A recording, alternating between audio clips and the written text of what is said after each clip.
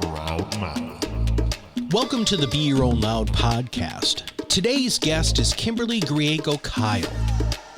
We're going to break down a tactic called pick a fight. If you're going to create a cult brand, one of the most important things for you to do is to find a villain, find an enemy, find somebody that you can kind of, for lack of a better description, attack, because that is a unifying enemy, a unifying villain that other people who are in your cult-like brand can hitch their wagon to because they believe the same thing that you do. Our guest, Kimberly Griego-Kiel, is probably the best person I know to talk about the pick-a-fight strategy, mostly because she's been picking fights since she was knee-high to a grasshopper. I'm super excited to have a chance to interview her, so guess what? Welcome to the show, Kimberly. Thanks for having me, Matt. Be your own loud. All right. Tell me about the time in your life where, and this could have been 3 days ago, it could have been, 29 years ago. When did you realize that standing your ground as a human being was part of your core personality? It's honestly in my DNA. This is a family story, and my mother reminds me of this all the time whenever I waver on something. Mm-hmm. But my great grandmother, who is Swiss German, she married her husband in Switzerland, had a child, and he came to America to establish the family here, but left her in Switzerland. So and was going to send for her when he was established. He didn't. She packed up her small child, took the boat over to America, and found him and divorced him. So this is the DNA of the women in our family. Yeah. We don't take crap. Okay, so it is who we are. We will stand our ground. And I mean, even as a small child, I have been very tenacious. That mm-hmm. is who I am. It is in my blood. It is in my DNA. I can't help it. When was a time that one of the beautiful things about tenacity is that when you get knocked down, you just get right back up, right? I'm going to nerd out for a minute here, but there's this great movie called Captain Marvel. It's one of the new, not super new, but the main character was always told every time she fell down, that she needed to get back up. And every time she did get back up, and that's what really made her become really one of the greatest superheroes in the Marvel universe. But when is one time that you got knocked down that you just you took it on the chin and you're like, oh my gosh, and then you got back up and it made you stronger as a person and really just solidified that resolve? Well, interestingly enough, when I first started in this business, almost 23 years ago, and I didn't know anything about it. And the person who really was my mentor, Richard, he was very, very kind and very helpful, but he had a business partner at the time. And I told him, this other gentleman, I don't know if I can call him that really, but I told him, I said, look, I had talked with Richard and told Richard I wanted to get licensed. And Richard said, great, I will help you. I will pay for it. But I sat down with the other gentleman across the desk from him and said, I want to get licensed. I want to get into the business. And he looked at me, mind you, I was 30 at the time. And I said, I want to get licensed. And he said, why would you want to do that? And I said, because I'm not going to be someone's secretary for the rest of my life. Yeah. What? So don't knock me down. And that was the kind of interaction I had. And I was just like, no, you're not going to do that to me. Sorry, my dog is whining. Well, does she want to get back up on your lap? Or? She might. Come here, Amy. I might have to grab her. Camera. Well, go ahead and grab her. No, yeah. That's totally fine. Yeah. I got introduced to the dog earlier, everybody. Absolutely adorable. Who doesn't love puppies? I love puppies. Puppies are awesome. So throughout your career, so that was a while ago. I can't even imagine. I remember one of my first consulting clients that was like my ideal client was a woman who had really had a rough go in financial services. For those of you who aren't aware of this, the financial services industry is still terribly dominated by men. When I came into the industry, it was about 7% women. I think it's 12, 13% now, which is abysmal considering that you're 51% of the population. I couldn't believe what I saw at conferences. I couldn't believe that this was like Mad Men from the 1940s, 50s, 60s and on. And unfortunately, it's still somewhat like that. And luckily, people like you, and there are a lot of other people, and hopefully people like us who are male advocates are really trying to make a big change there. But that's not the fight you picked, right? So you've picked many fights in your life. Before we get to the socially responsible investing, what other fights have you picked that you like kind of tap yourself on the chest and you say, you know what, that was a fight that I would fight again, and I'm proud of myself for stepping up? I pick fights that I am always going to be proud of myself Good. for. My mother taught me that, to do things that you're going to be proud of. So if I had to pick one, I would say do you want this just business related or anything related? It's anything related. 5, 6 years ago now, 2014, 2013, in that time frame, so 7 years, 8 years, my wife and I, now wife, were asked by the ACLU to participate in the lawsuit in New Mexico for same-sex marriage. And that was a fight. We put ourselves out there publicly, and we got hate mail. They even found my youngest son's phone number, and he got a couple of phone calls, or did change his number. But that was a fight we were proud of. To be a part of making history is something both of us are extremely proud of. Obviously, you said my name is Griego-Kiel. It's hyphenated. I don't look very Hispanic, right? But my wife is. She's Hispanic, and the lawsuit was Griego v. Oliver. Wow. After my wife, we were the lead plaintiffs in that lawsuit. It's a fight we were more than proud of and to be a part of. How did you get chosen for that? Was it because you guys were totally scrappy, or that they knew that you had the tenacity, again, to use the word that you used earlier, that this is why that happened? We've been testifying in front of the legislature for a couple of years for domestic partnership benefits here in New Mexico. They had heard us testify and asked us to be part of the lawsuit. We had to be vetted.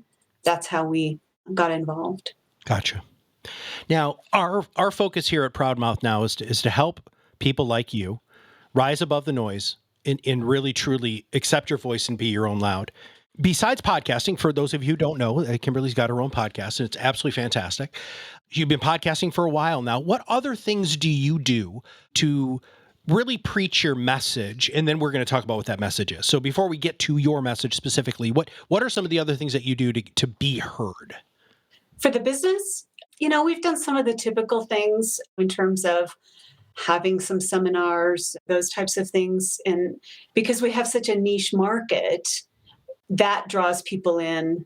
Mm-hmm. And honestly, beyond the podcast, we have done little marketing other than our website and word of mouth from our current clients. That is what has drawn people in. And it wasn't until we changed our website to the current tagline, which I think we're going to talk about here in a minute, that was incredibly impactful and really what started drawing in a lot of new folks and new clients. Because, as you say, it's demanding and it's powerful. And when it was first brought to us as here's what I suggest, and it was one of 3 different options, it's a little shocking and had to think about it for a while, but it's like, no, let's go for it. Yeah. It really is a call. It's a very big call to action for people. Right. the clarity of message, and that's one of the reasons why we went through our rebrand. We get asked that question all the time, Kimberly, is why did you guys go through all of that? That's why, because we wanted clarity of message. So Kimberly's message is invest like you give a damn. Now, I want you to think about that for a minute. Financial services is like the most fuddy-duddy, stuffy, blah, blah, blah industry in the world. And she punches you right in the face with invest like you give a damn, because if you don't give a damn, what does that make you? Right? I love that. Oh my God. It's like you're just shaking people like, well, here's the thing. Yeah. We don't know that they can invest like they give a damn. My old boss, we were in a meeting when I first got into this industry, this guy named Ron Carson, and Ron was meeting with a very, very wealthy widow. Her husband had just passed away. And they were going through her financial plan, and she was looking at some of the top holdings that they had in the portfolio. And one of them at the time was Philip Morris. Okay, so it's a different company now called Altria. And she hit her hand on the table really hard, and she said, what in the hell are we investing in that for? And Ron, brilliant salesperson, right, said, well, it's one of the best dividend stocks that we have, blah, blah, blah. And he goes through all of this stuff. And she said, my husband just died of lung cancer. And Ron stopped. Then he said, oh my God. Now, the words coming out of Ron's mouth here, I think, are the most poignant. If you've ever met the guy, he said, you know what? I'm wrong. You're right.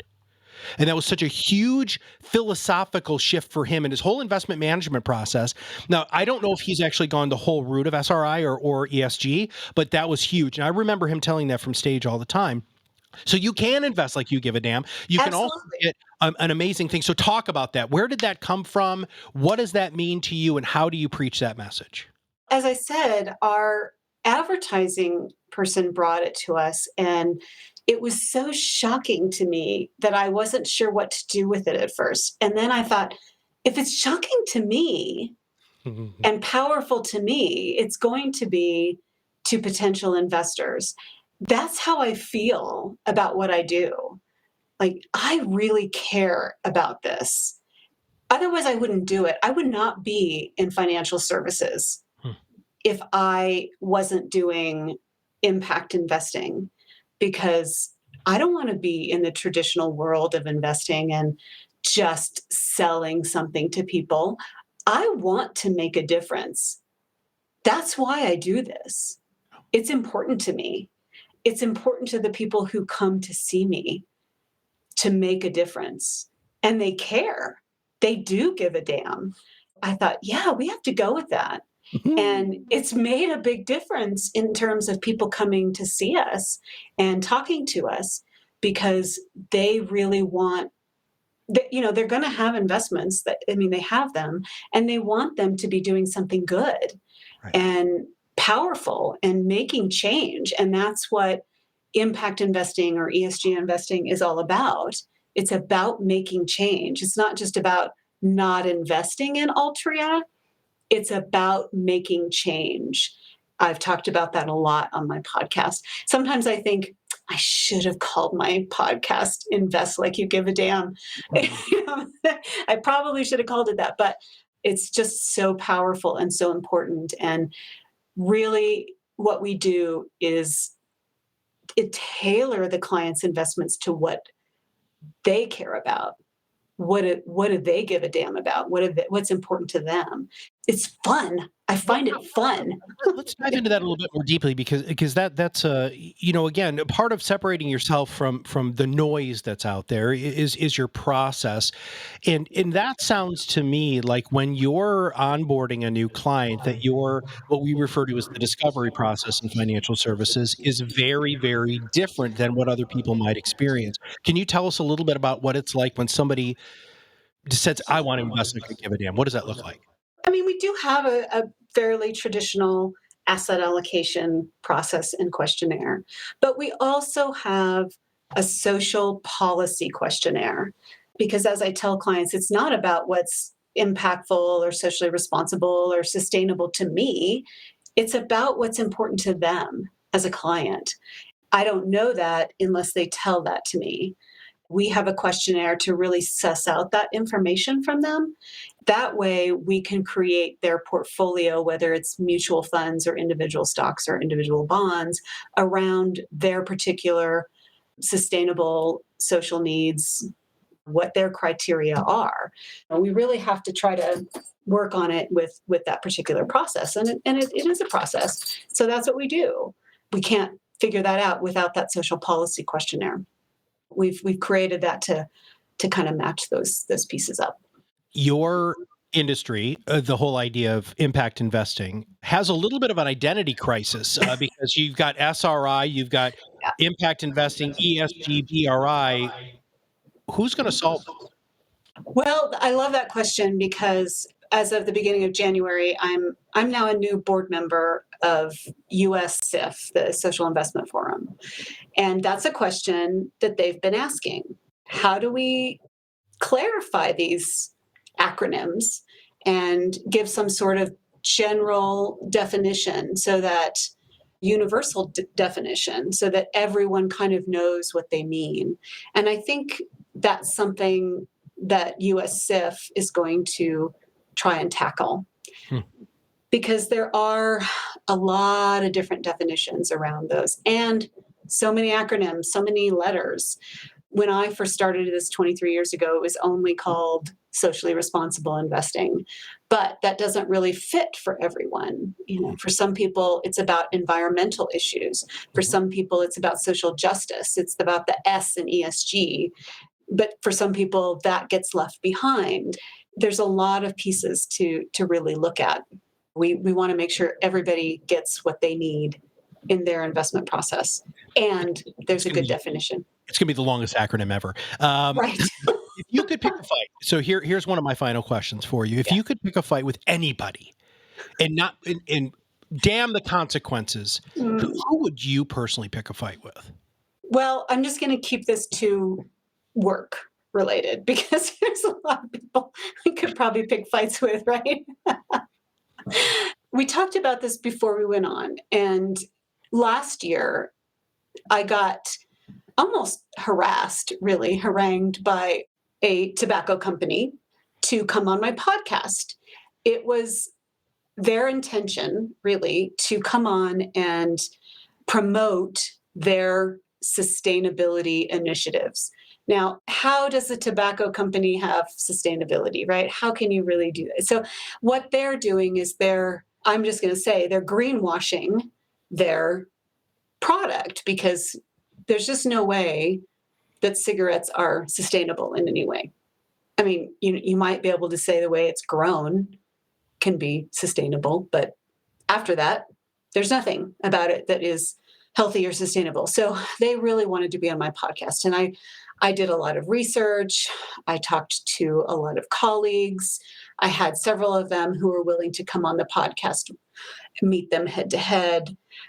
And ultimately, I decided not to do the podcast because, at the time, specifically because they really wanted the PR.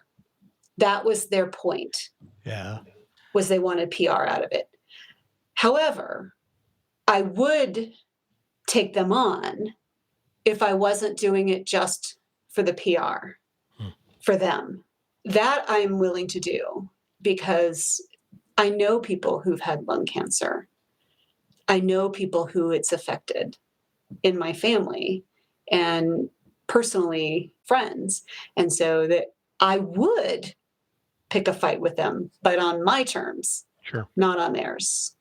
And one of the most powerful things I think about Pick a Fight is just that, is getting your message out there on your terms. How have you had that as your filter, though? How have you made sure that if you're going to pick a fight, that you're going to pick the way that you want to pick it? That's how I've always picked a fight. Yeah, okay. I mean, if I'm picking a fight, I'm going to make sure I have all my ducks in a row so that I want to win. I'm not in it to lose. Now, sure, that's going to happen occasionally, but I'm going to be honest, it doesn't happen often. And sometimes there's a draw, right? But that's how you sharpen your tool. And you need that. But I don't pick fights that I expect to lose. Now, in the social investment process, in shareholder advocacy, you do pick some fights you don't expect to win from the beginning, but you expect to move the meter forward. You don't expect to win 100% immediately. And that is part of the process. So as far as shareholder advocacy goes, which I 100% believe in and feel is extremely important, it's not a winning process from the beginning. You know you're going to lose sometimes, a lot of the time, but you're still going to move the meter forward, and that is key. If somebody wants to find out a little bit more about SRI ESG, you, your story, learn from you, what is a good way for them to reach out? They can call me at the office, 505-982-9661, or email me, kim@horizonssfs.com. Kimberly, I want to thank you so much. One, for being a magnificent member of our family here at ProudMouth, but also to do what you do. More people need to realize that investing like you give a damn, giving a damn, period, and standing up for what you give a damn for is vitally, vitally important, not only for you to get your message out there to rise above the noise, but also to hopefully make some change. So thanks for being on the show. Thank you so much for having me, Matt. I love to talk about what I do. And it's very, very obvious that you love talking about what you do. And speaking of talking about what you do, just a couple of very quick takeaways here. If you plan for the fight, the probability of you winning the fight is much higher. So I love that Kimberly said that. So there's number one. Number two, what do you give a damn about? Step up to the plate. You know what? Take the control away from all of the misinformation that's out there and empower yourself to be the expert that you are. It is your, in my opinion, it's my opinion, it's your professional responsibility as an expert in your field to tell people the truth, right? And the truth is not subjective. The truth has fixed truth points based off of what Kimberly does, which is unbelievable amounts of research to make sure that she's providing you with really, really great investment opportunities that are aligned with you as who you are. Next, take a moment and think about how you could market to your company. So the way that Kimberly does it is she interviews really amazing people. She puts out a podcast on a regular basis to make sure that she is contributing to the positive good, the good information that's out there. And I hope that you have the opportunity to think about doing that. If you want to use us, that's great. If you want to learn from us, it's even better because you can just join our Influence Accelerator Academy, which is free, by the way. And we'd love to have more and more people involved with that. So for everybody at Horizons and all of us here at ProudMouth, we'll see you on the other side of the mic very soon. Thank you for listening to Be Your Own Loud, where we reverse engineer success to help you accelerate your influence and break free from the torment of sales. If you haven't done so already, subscribe to our podcast, share it with others in your company or profession, follow us on social media. This podcast is brought to you by ProudMouth, the Influence Accelerators. Visit us at ProudMouth.com and join our Influence Accelerator Academy for free to enhance your marketing mindset and know-how.